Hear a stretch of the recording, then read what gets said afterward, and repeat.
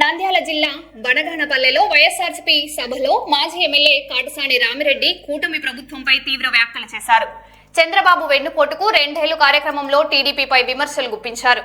1982 నుంచి 2026 వరకు జరిగిన ఘటనలపై తమ వద్ద ఆధారాలు ఉన్నాయని, ఎప్పుడైనా చర్చకు సిద్ధమేనని సవాల్ విసిరారు.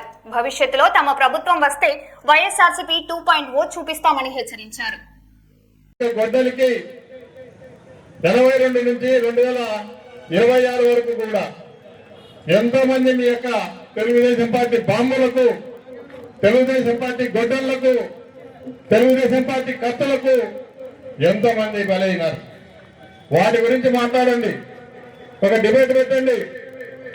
మేము సిద్ధంగా ఉన్నాం, మా దగ్గర ఆధారాలతో సహా మేము వచ్చేదానికి సిద్ధంగా ఉన్నాం. ఈరోజు చంద్రబాబు నాయుడు గారు ఆయన దాదాపు 30 సంవత్సరాల పరిస్థితి.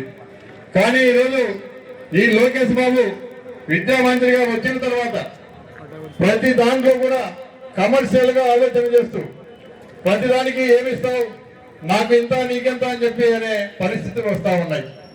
ఈరోజు నిరుద్యోగ యువత జీవితాలతో కూడా చెలగనమాడే పరిస్థితి వస్తా ఉంది. అదేవిధంగా ఈరోజు అమరావతిలో దాదాపు 3 లక్షల కోసం ఆనాడు మహాత్మా గాంధీ ఏదైతే జైలుపోయి వచ్చినాడో, ఖచ్చితంగా ఈరోజు మన జగన్మోహన్ రెడ్డి గారి కోసం ఖచ్చితంగా ఎన్నిసార్లు అయినా జైలుకి పోయి వస్తాం. ఖచ్చితంగా వచ్చిన తర్వాత ప్రభుత్వం వచ్చిన తర్వాత ఖచ్చితంగా 2.0 ఎట్లా ఉంటుంది, ఏ విధంగా ఉంటుంది, మరి ఎక్కడ చూసినా కూడా మీరు తిరిగే పరిస్థితి ఉండదు.